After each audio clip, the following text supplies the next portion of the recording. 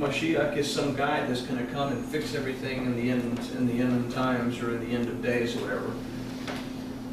The idea that Messiah is a guy has really, really led us in a direction that we're missing out on one of the most important things that we can have in our life. Mashiach comes from a root Masha, which doesn't mean anointed.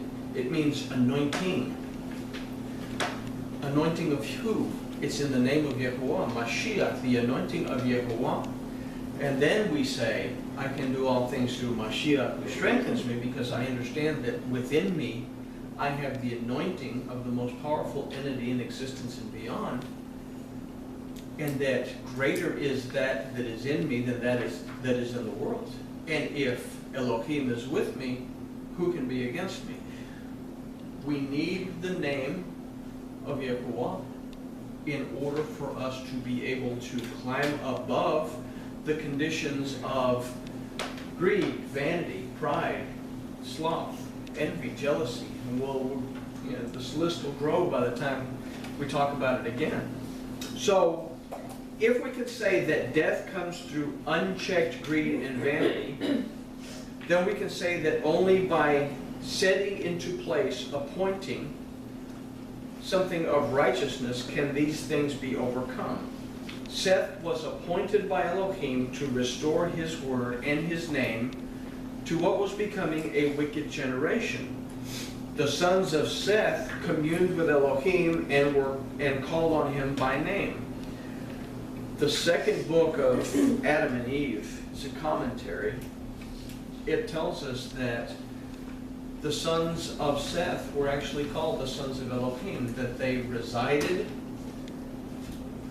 in the mountain, that they ate from the food that grew naturally. They never lacked for anything. They prayed continuously. They existed to have a relationship with Elohim. So we understand that there was a purity in relationship, in contrast to the sons of Cain, which we'll read about in a minute, that were in the opposite direction. So, they were known as the sons of Elohim, who were the daughters of men. If we consider Bereshit 4, verses 17 through 22, and let me just read that, because I didn't want to take up like 800 pages with that. But we began Bereshit, was it 4, 17 through 22 says, And Cain knew his wife, and she conceived and bore Enoch. And he built a city and called the name of that city after the name of his son Enoch. And unto Enoch was born Irad, and Irad begot Mehujael, and Mehujael begot Methuselah, and Methuselah begot Lamech. And then Lamech took unto him 2 wives. The name one of the first was Ada, and the other was Zillah. Now, here's where we start to get an idea of what's going on. Ada bore Jabal. He was the father of such that dwell in tents and have cattle. And his brother's name was Jubal. He was the father of all that handle things like the harp and the pipe. And Zillah, she also bore Tubal-Cain, the forger of every cutting instrument of brass and iron, and the sister of Tubal-Cain was Naamah. So, we start to see what's going on the other side. Cain built a city, named it after his son Enoch. Okay? The beginning of governments, politics, how to rule people. I'm in charge. You're subjective to me. Okay? We also see that he had a son that was born that dealt with agriculture. He lived in tents and took care of cattle. He had another son who was gifted in the fine arts. He played the harp and the flute, so to speak. And another son who was gifted in metalwork. So we see the birth of industry. What are all these things? These are things that, when you put them together, you start to increase in wealth and you start to increase in fame, and you put everything that you have into doing these things, and you don't have a whole lot of time for Elohim, you don't have a whole lot of time for anything else. And it says that from these people came the giants. These people are the men of renown. You know, and again, when we read it topically, we're thinking about giants, you know, the 9-foot tall guys with the clubs, but who are some of our giants today? We have, what, Bill Gates, Warren Buffett. These are giants. They can pick up the phone and call the president and change policy. Men of renown.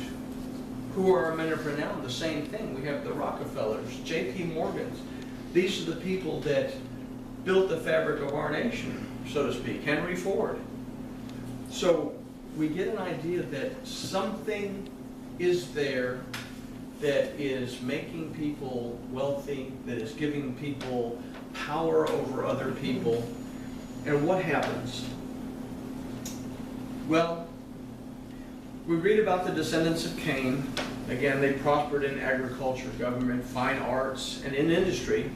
Their focus wasn't on a relationship with Elohim. It dealt with the acquisition, Cain means to acquire, of wealth and power. These were the giants of the time, like we said. So we go back to Bereshit 1 and 2, and we see that it was the sons of Seth that began to doubt the benefits of a relationship with Yahweh Elohim, seeing instead the wealth and prestige to be gained by intermarrying with the daughters of Cain. So in the phrase, then men began to call upon the name of Yahweh, we get a dual meaning, we get a paradox that comes from the word likero, which means began to call. The first time that we see the letter Kof, the letter Kof, as a root of a word in Torah, is in the word kara, which means to call. It's also a word, kara, that means to proclaim. It also means to call upon. But the other side comes from a similar root that means to fall away and to become hostile to. So we consider the Kof as a paradox of ideas. It holds two different ideas.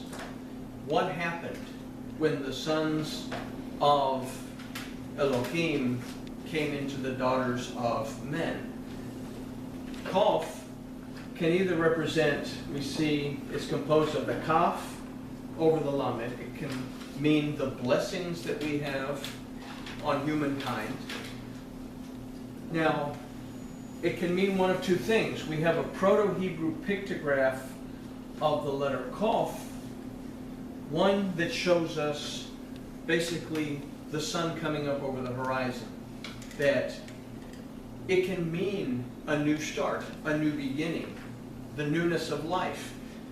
Men began to call on the name of Yahuwah. They began to concern themselves about having a relationship with Yahuwah, and they started to move in that direction.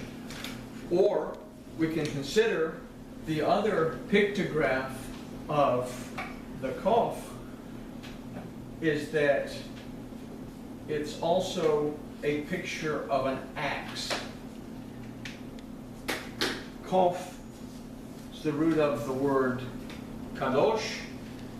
We've misrepresented or misinterpreted the word as something that means holy. It actually means to be set apart, but it also means to separate and to divide.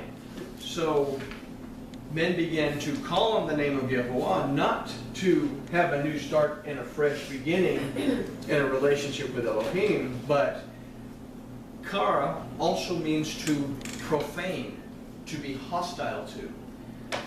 So they were being divided away from Elohim, and they were beginning to bring his name to nothing, because you can't have all that God stuff and make money. Yeshua said you can't serve Elohim and serve Mammon. So there was a conflict of interest going on. Now, with all of this in mind, we see that we have a choice to seek Elohim and live in the blessing that He brings into our lives, or we can separate ourselves from Him and seek to bring our own blessings into our lives. This is a loss of focus. How much can I bless my life? Well, I can bless my own life abundantly, but it's empty. How much can Elohim bless my life? He can bless my life tremendously while I'm still eating rice and beans every night. There's the physical aspect of wealth has nothing to do with it. And we think about some things that Yeshua said, and the first thing that Yeshua said is at Matthew 6:32 and 34. This is out of the Aramaic, so it might be a little different. But in Matthew 6:32 it says, "For all these things the people of the world require, and your Father who is in heaven also knows that you require all these things." He's talking about the birds, and he's talking about the fields. He's talking about food, he's talking about clothing, he's talking about shelter. That the birds don't lack for any of it because their Father in heaven provides for it. So he says, your Father who is in heaven also knows that you require these things. But then he goes on to say that seek first the kingdom, the reign of Elohim, and His righteousness, and all these things will be added to you. Build your relationship with Elohim, and you won't lack for anything. Therefore, be not anxious about tomorrow, for tomorrow is anxious for itself. Sufficient for the day is its own evil. The things that we go through from day to day are enough to entice us away from our Elohim if we allow them to. We have the choice to recognize it, because where is it? It's crouching at the door. That we can either allow ourselves to fall into spiritual poverty, or we can rise above spiritual poverty. Now, we go on. Now, is this to say that it is wrong to build a business or to save money for retirement and to enjoy a good life in itself? No, it is not. Solomon, in Ecclesiastes, comes to the conclusion that this Ecclesiastes was written after he had totally and completely screwed up his life. And he comes to the realization that everything that I've done is vanity. Yes, first we see it says, Chavel shel chavel, vapor of vapors, vanity of vanities. He comes to the realization that everything that he's acquired, everything that he's done, is nothing. But he goes on to say in Ecclesiastes, he says that to do these things responsibly is a gift from Elohim. He says everybody should eat, drink, enjoy the fruit of their labor, because this is a gift from Elohim. But throughout Ecclesiastes he says not to go crazy and hog wild doing it, because it leads to nothing. So, focusing all of our efforts on these things and losing focus on a relationship with Yahuwah Elohim is a serious issue. And you consider what Yeshua said at Luke 12:16 through 21, where he's about to talk about a parable about a rich man. And he says, and he spoke a parable to them. And Yeshua says, a certain rich man, his land brought many crops to him. And he was reasoning in himself and saying, what will I do, because I have no place where I can gather my crops? And he said, I will do this, I will tear down my barns, and I will rebuild and enlarge them, and gather in there my wheat and goods. And I will say to myself, my soul, you have many goods that are laid up for many years. Relax, eat, drink, and be merry. But Elohim said, you fool, your soul will be required from you this night. And these things that you have prepared, who will they be for? Such is he who lays up for himself treasures, but does not abound in Elohim. And he said to his disciples, because of this I say to you, do not be anxious about yourselves, what you will eat or what your bodies will wear. And he goes on to the same spiel that he gave in Matthew about the birds having plenty to eat and about the lilies of the field and everything. So we understand that focusing specifically on building wealth without having a relationship with Elohim will drag us into a state of destruction. Why? Because like we said, a spiritually strong condition is something that overtakes vanity and greed. When you are in a state of acquiring, that all you live for is to acquire more and more and more, you don't have a relationship with Elohim, then what is it for? So there's a big difference in growing rich towards Elohim or growing rich in the direction away from Elohim. So we again consider the conversation between Elohim and Cain. And we see that it is only through our relationship with Yehovah Elohim that we can avoid living in the land of Nod, which means to wander. We can have an appointment and know where we belong, and trust that we will prosper spiritually, and in doing so, prosper physically as well. We must stay watered in order to not dry out. How do we stay watered? By staying in the Word. You know, it is not all that God nonsense. It's all that spiritual stuff doesn't apply to how I turn the nuts and bolts at work. But actually it does. Because you wouldn't be turning the nuts and bolts at work had it not been for your relationship with Elohim that allowed you to have the job where you turn the nuts and the bolts. So I'm going to turn the nuts and the bolts with everything that I have, doing it for my Elohim because He's the one that provided it. I didn't provide it for myself. And this is where the difference comes. I didn't provide it for me. Just like He didn't provide, or just like the birds didn't provide for themselves, or the lilies didn't provide for themselves. He provided it for me. Now, this requires us to make the choices we find in this lesson, and that if we desire to seek Elohim and His righteousness, we must begin building an ark and learning to seek first the kingdom and allow Elohim to add everything else. It all leads up to when we talk about the ark. The word for ark is the same word for work. And they went into the ark to do what? To take care of the clean animals and the unclean animals. We go into the ark, we go into the Word to understand how to separate the things from Elohim from the things that are not of Elohim.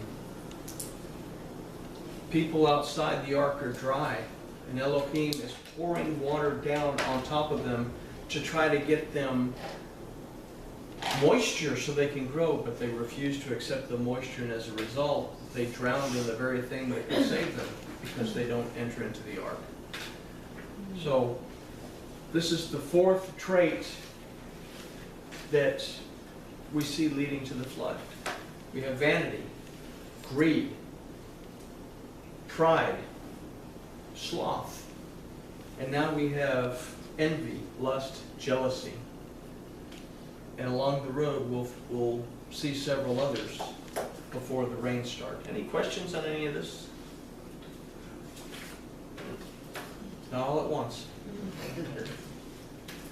When I was thinking about, in the beginning of the lesson, you were talking about Hebrew word for anger meaning dry. And I don't know, I think that there's something a lot more deeper there. It got me to thinking about, you look at people who are angry and holding on to anger, and that anger is such a foothold for the enemy.